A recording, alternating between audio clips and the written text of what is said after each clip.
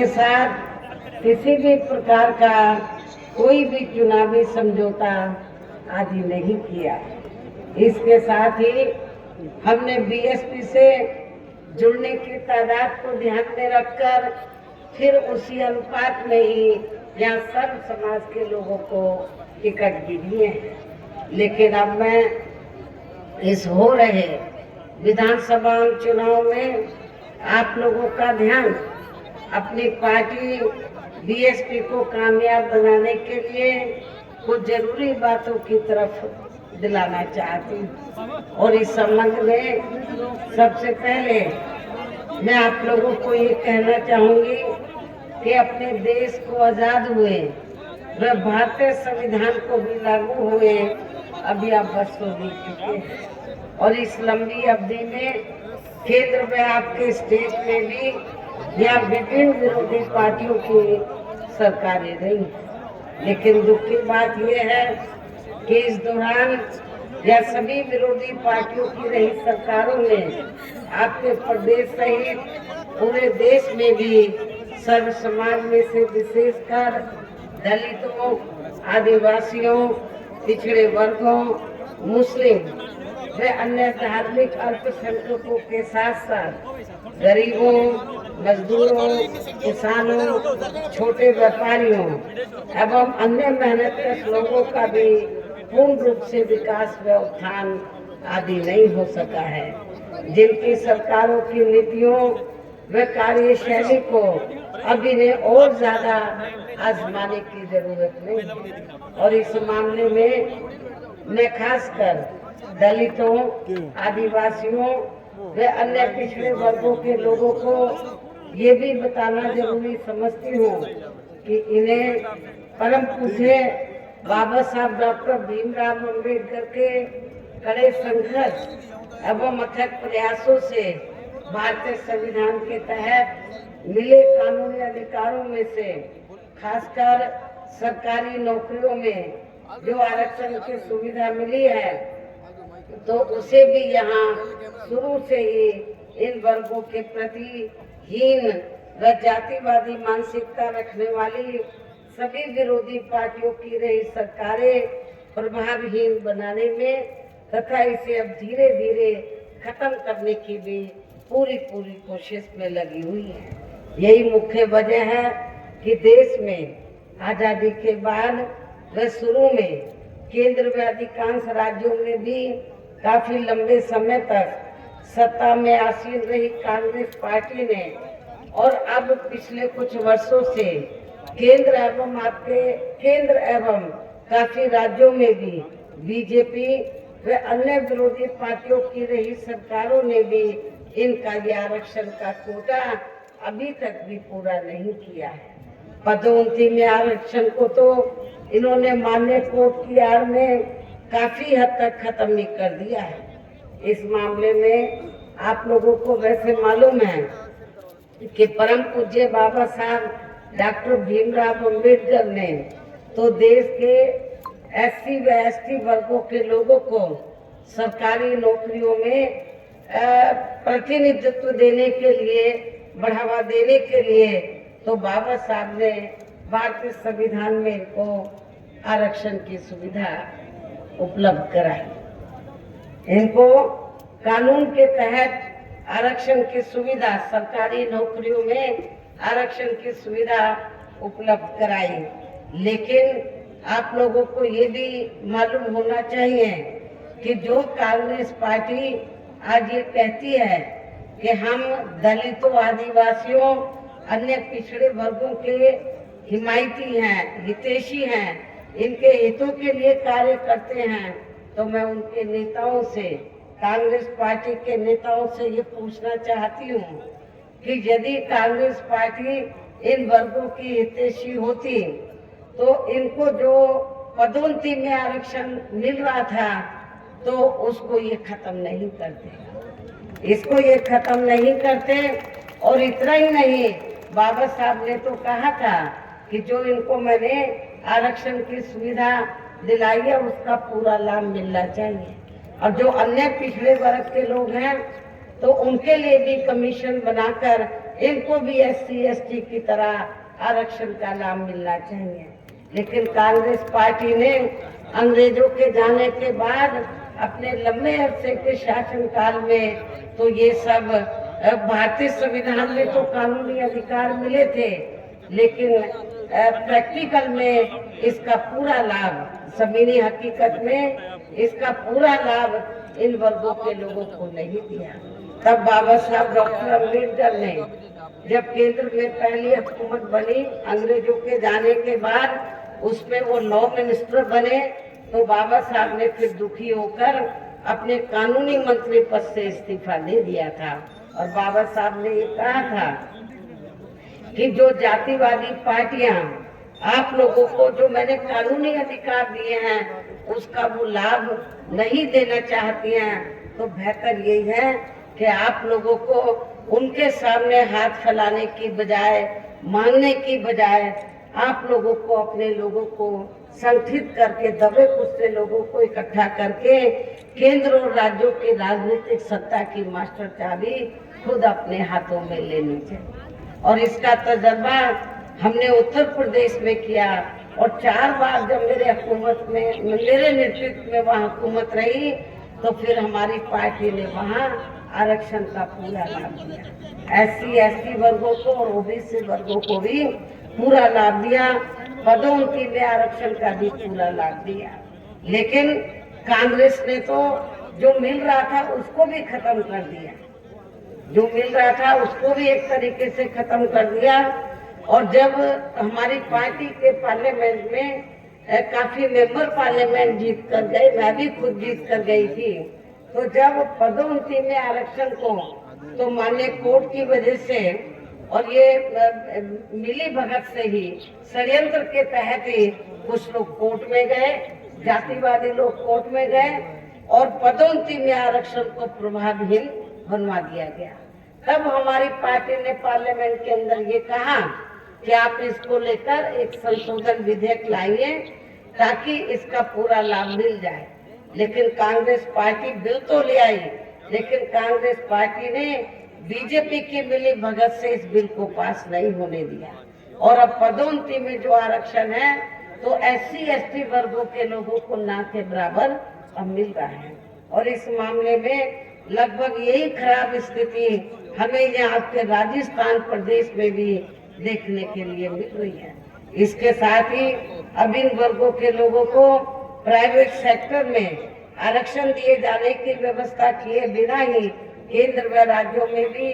ज्यादातर सरकारी कार्य यहाँ प्राइवेट सेक्टर के जरिए देश के अधिकांश बड़े बड़े पूंजीपतियों व धनराशियों को ही दिए जा रहे हैं, जिसके कारण अब पूरे देश में इन वर्गों के लोगों को आरक्षण का बहुत कम ही लाभ मिल पा रहा है। और इससे अब पूरे देश में दलितों व आदिवासियों के साथ साथ अन्य पिछड़े वर्गों को भी काफी ज्यादा नुकसान हो रहा है। जबकि अन्य पिछड़े वर्गों के लोगों को ये भी मालूम होना चाहिए कि इन्हें मंडल कमीशन की रिपोर्ट के तहत आरक्षण की सुविधा केंद्र में कांग्रेस पार्टी की रही सरकार में नहीं मिली है, बल्कि BSP के कड़े संघर्ष एवं अथक प्रयासों से ही केंद्र में रही श्री BP सिंह की सरकार में इन्हें ये सुविधा मिली है, जिसका अब यहाँ जातिवादी विरोधी पार्टियों की सरकारें इन्हें पूरा लाभ नहीं दे पा रही हैं। इसके साथ ही श्री BP सिंह की सरकार में ही इन वर्गों के मसीहा परम पूज्य बाबा साहब डॉक्टर भीमराव अंबेडकर को भी यहाँ भारत रत्न की उपाधि से सम्मानित किया गया, जिसके लिए वो हर प्रकार से पात्र भी थे, जो बहुत पहले ही इनको ये सम्मान मिल जाना चाहिए था, जिसके लिए विशेषकर कांग्रेस पार्टी प्रमुख तौर से जिम्मेवार व कसूरवार भी है। इससे इन वर्गों के प्रति इस पार्टी की हीन व जातिवादी मानसिकता साफ झलकती है, जिस कांग्रेस पार्टी ने फिर इनके कारवां को आगे बढ़ाने वाले व हर मामले में समर्पित व्यक्तित्व मान्यवर श्री कांशीराम जी के देहांत होने पर केंद्र में रही इसी कांग्रेस पार्टी की सरकार ने इनके आदर सम्मान में एक दिन का भी राष्ट्र शोक घोषित नहीं किया था। यहाँ मैं इन वर्गों के मामले में ये भी कहना चाहती हूँ, केंद्र द्वारा अभी हाल ही में देश की लोकसभा व राज्य विधानसभाओं में महिलाओं को जो 33% आरक्षण देने की बात कही गई है या व्यवस्था की गई है, तो उसमें SC, ST व OBC वर्गों की महिलाओं को अलग से कुछ भी आरक्षण नहीं दिया गया है। इतना ही नहीं, बल्कि इन वर्गों के लोगों को जुर्म जाति से निजात दिलाने के लिए जो भी अनेकों नियम व कानून आदि बने हैं, तो उन पर भी केंद्र व अधिकांश राज्यों की भी सरकारें सही से अमल नहीं कर पा रही हैं, जिससे अब यहाँ खासकर दलितों व आदिवासियों के ऊपर, पिछड़े वर्गों के ऊपर, अन्य और वर्गों के ऊपर शोषण करने वाले लोगों का मनोबल और भी ज्यादा बढ़ रहा है। और ये सब हमें यहाँ आपके राजस्थान प्रदेश में भी और खासकर आपके क्षेत्र में भी काफी कुछ देखने के लिए मिल रहा है। इसी प्रकार हमें पूरे देश में मुस्लिम व अन्य धार्मिक अल्पसंख्यक समाज के लोगों की भी हालत कोई खास अच्छी नजर नहीं आती है, जिसका काफी कुछ खुलासा केंद्र सरकार की सच्चर कमेटी की रिपोर्ट में भी किया गया है। इसके साथ साथ अपर कास्ट समाज में से खासकर गरीब लोगों की भी आर्थिक स्थिति अभी भी पूरे देश में यहाँ काफी ज्यादा खराब व दयनीय हालत में ही बनी हुई है। इसके अलावा आपके प्रदेश सहित पूरे देश में सर्व समाज में से विशेषकर यहाँ गरीब, मजदूर, किसान, कर्मचारी, व्यापारी एवं अन्य मेहनतकश लोग भी अपनी विभिन्न समस्याओं को लेकर अभी भी हमें काफी ज्यादा दुखी ही नजर आते हैं। और इनमें से किसान वर्ग तो केंद्र की वर्तमान भाजपा सरकार द्वारा बनाई गई उनकी गलत नीतियों के कारण काफी ज्यादा परेशान व आंदोलित भी रहा है। लेकिन इन सबकी मुख्य वजह हमारी पार्टी केंद्र व आपके प्रदेश में भी यहाँ अब तक की रही सभी विरोधी पार्टियों की सरकारों की जातिवादी, पूंजीवादी व संकीर्ण मानसिकता के तहत बनाई गई उनकी गलत नीतियों एवं गलत कार्य प्रणाली को ही काफी हद तक जिम्मेवार मानकर चलती है। और इस मामले में खासकर इनकी गलत आर्थिक नीतियों की वजह से ही आए दिन यहाँ पूरे देश में गरीबी, बेरोजगारी व महंगाई आदि भी काफी ज्यादा बढ़ रही है। हालांकि इस मामले में शुरू से ही हमारी पार्टी केंद्र व राज्य सरकारों से भी हर स्तर पर ऐसी नीति अपनाने की लगातार ये मांग करती आ रही है कि देश में कुछ गिने चुने पूंजीपतियों व धन्ना सेठों का विकास होने की बजाय बल्कि यहाँ गरीब व आम लोगों का ही विकास होना चाहिए। तभी फिर सही मायने में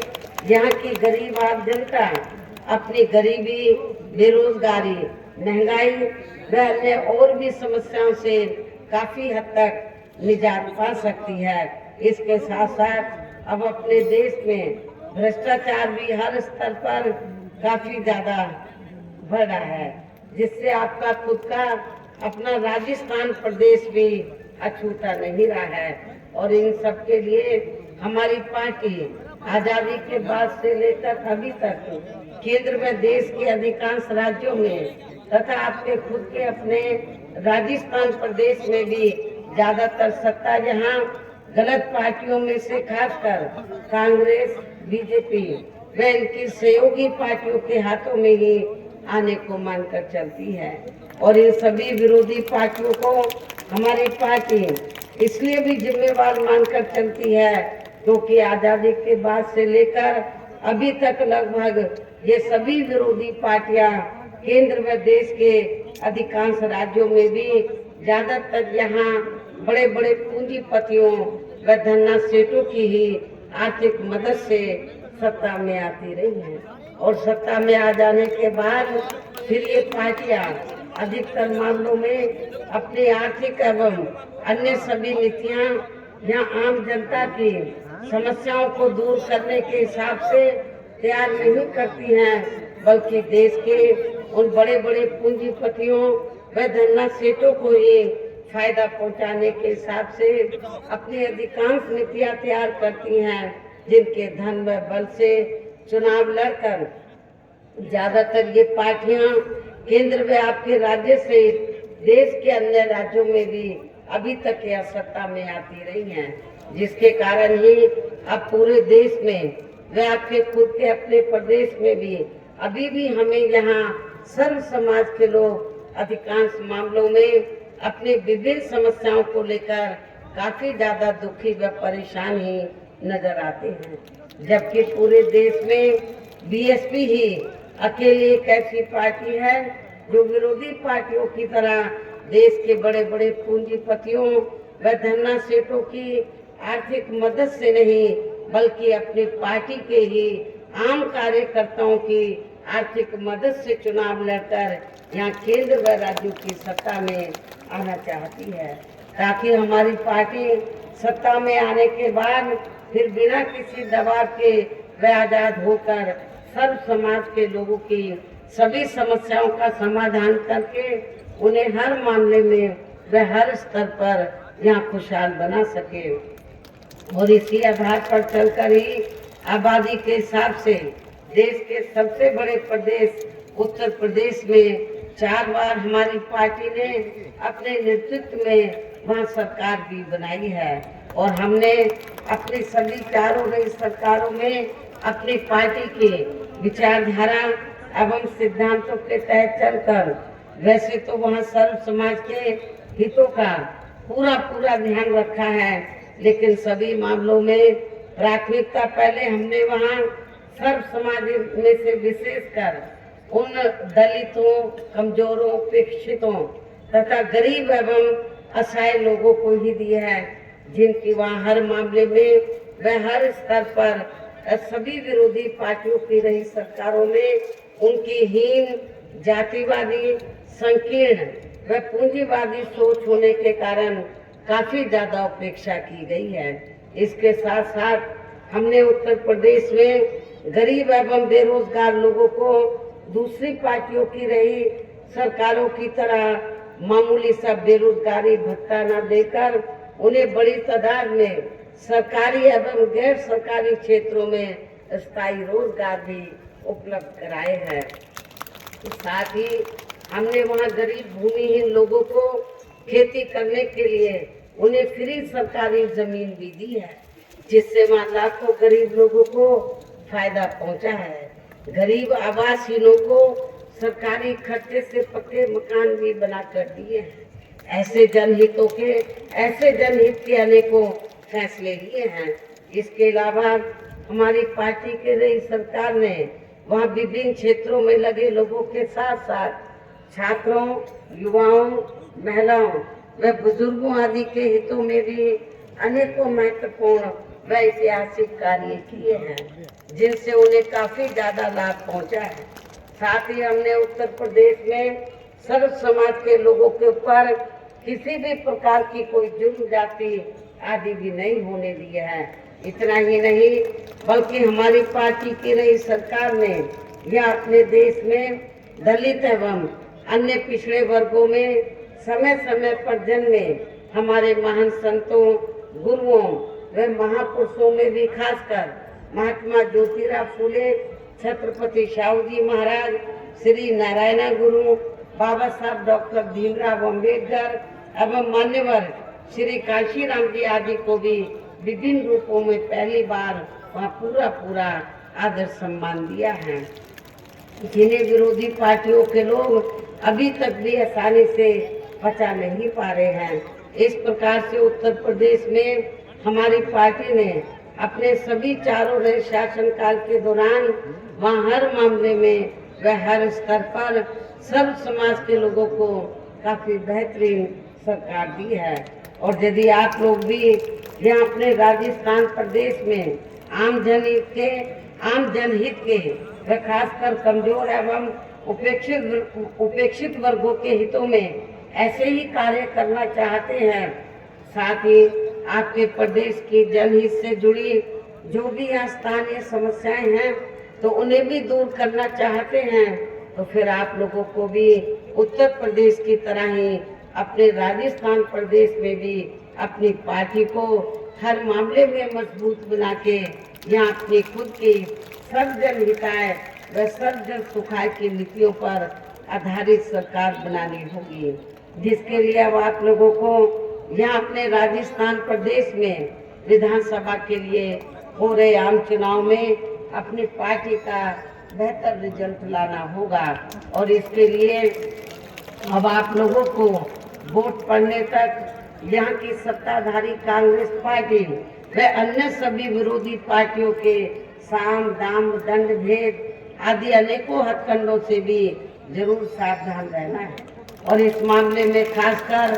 कांग्रेस व अन्य विरोधी पार्टियां सोशल मीडिया आदि के जरिए मेरी आवाज में वे हमारी पार्टी के अन्य नेताओं की भी आवाज में कान छाट करके तथा उनकी फर्जी वीडियो आदि बना के वे उन्हें जारी करके अपने पक्ष में हवा बनाने का जो घिनौना प्रयास करती हैं, और तो उनसे भी अपनी पार्टी के लोगों को कतई भी गुमराह नहीं होना है, बल्कि इससे उनकी हताशा व हार होनी हमें निश्चित ही नजर आती है। इतना ही नहीं बल्कि आप लोगों को विरोधी पार्टियों के जारी किए गए उनके हवाई व प्रलोभन भरे चुनावी घोषणा पत्रों आदि के बहकावे में तो कतई भी नहीं आना है, जिन्हें ये पार्टियां सत्ता में आने के बाद अधिकांश अमल में नहीं लाती हैं, जिस पर से अब जनता का काफी हद तक विश्वास ही उठ गया है। इसलिए हमारी पार्टी किसी भी चुनाव में अपना कोई भी चुनावी घोषणा पत्र आदि जारी नहीं करती है। वैसे भी हमारी पार्टी कहने में बहुत कम बल्कि कार्य करके दिखाने में ही ज्यादा विश्वास रखती है। अर्थात हमारी पार्टी जो कहती है तो उसे करके भी दिखाती है, और ये सब हमने उत्तर प्रदेश में बिना घोषणा पत्र जारी किए हुए वहाँ करके भी दिखाया है। और अब मेरा यही कहना है कि आप लोगों को अपने खुद के अपने राजस्थान प्रदेश के भी हित में यहाँ अपनी पार्टी बीएसपी की ही सरकार बनाना बहुत जरूरी है। तभी फिर यहाँ आपके प्रदेश में परम पूज्य बाबा साहब डॉक्टर भीमराव अम्बेडकर एवं मान्यवर श्री कांशीराम जी आदि का भी अधूरा रहा सपना सही साकार हो सकता है, जिन्होंने कदम कदम पर अनेकों कष्ट झेलकर अपनी पूरी जिंदगी यहाँ खासकर कमजोर एवं उपेक्षित वर्गों के लोगों को अपने पैरों पर खड़ा करने के लिए समर्पित की है, जिसे भी खास ध्यान में रखकर अब आप लोगों को यहाँ अपने प्रदेश में विधानसभा का आम चुनाव लड़ रहे अपने उम्मीदवारों को, खासकर आपके क्षेत्र के उम्मीदवारों को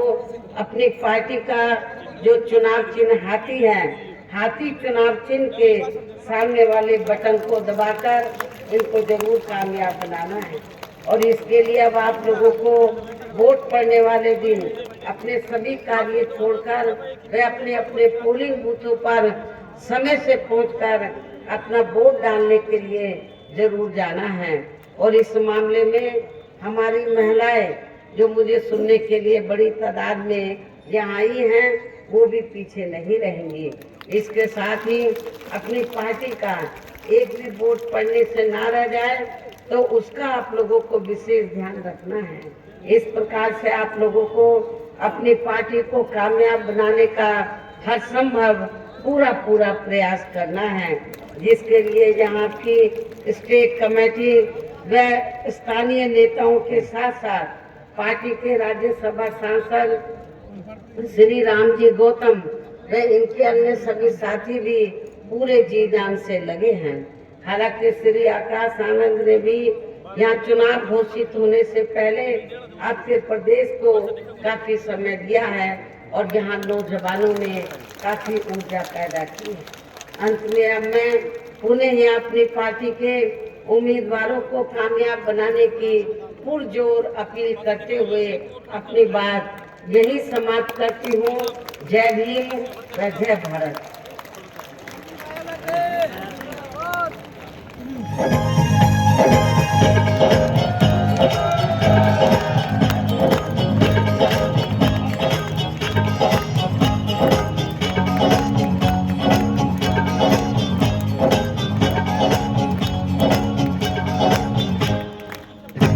कर अपना वोट पहना का परचम लहराएंगे,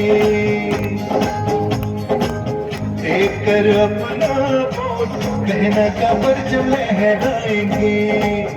बसपा की सरकार प्रदेश में लाएंगे, लाएंगे।